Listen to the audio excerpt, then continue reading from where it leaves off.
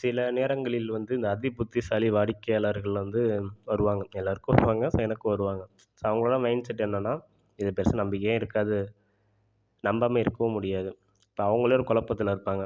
So அந்த குழப்பத்தில வந்து இங்கே வந்து நம்மள வந்து செக் பண்ணுவாங்களாம். எப்படின்னா, நம்ம சொல்லுவோம். பட் சொன்னாலும் வந்து எனக்கு வந்து கடந்த காலத்த சொல்லுங்க. எனக்கு போன வாரம் என்ன நடந்துச்சுன்னு சொல்லுங்க. போன மாசம் என்ன நடந்துச்சுன்னு சொல்லுங்க. ஸோ அது எதுக்காக அவங்க கேட்குறாங்கன்னா, நம்ம பாஸ்ட்ட சொன்னா தான் அவங்க ஃப்யூச்சர நம்புவாங்க. ஸோ அந்த அளவுக்கு அவங்க மைண்ட் செட் சரிங்களா? ஸோ அதனால வந்து நம்மள இந்த மாரி கிராஸ் கொஸ்டின் கேட்டு, ஸோ இது மாரி நம்ம பாஸ்ட்டா 1 வீக் முன்னாடி என்ன நடந்துச்சு? போன வாரம் என்ன நடந்துச்சு? போன மாசம் என்ன நடந்துச்சுன்னு சொன்னா தான், ஸோ அவங்களுக்கு வந்து நம்ம ஃப்யூச்சர்ல சொல்றதுல வந்து அவங்களுக்கு நம்பிக்கை வருமாம். சரிங்களா?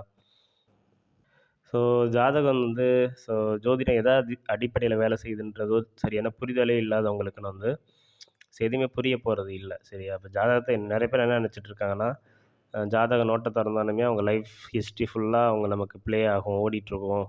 அத அப்படியே நம்ம பார்த்து ஒப்பிக்கிறோம்னு நெனச்சுட்டு இருப்பாங்க. சரிங்களா? இந்த இந்த கட்டம் தான் எத்தன கோடி மக்களுக்கு இதே கட்டம் தான். சரியா?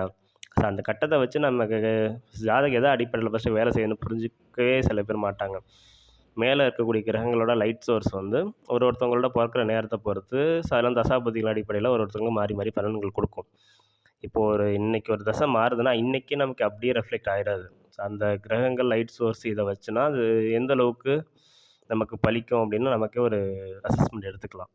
பட் இத விட்டுட்டு, இன்னைக்கு என்ன நடந்துச்சு, நேத்து என்ன நடந்துச்சு, நைட் என்ன நடந்துச்சு அப்படிலாம் நம்ம ஜாதகத்த வச்சு எதுவுமே அசஸ் பண்ண முடியாது.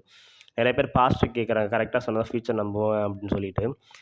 பாஸ்ட்டையும் கரெக்ட்டா சொல்ல முடியாது, ஃப்யூச்சரையும் கரெக்ட்டா சொல்ல முடியாது ஜாதகத்த பொறுத்தவர.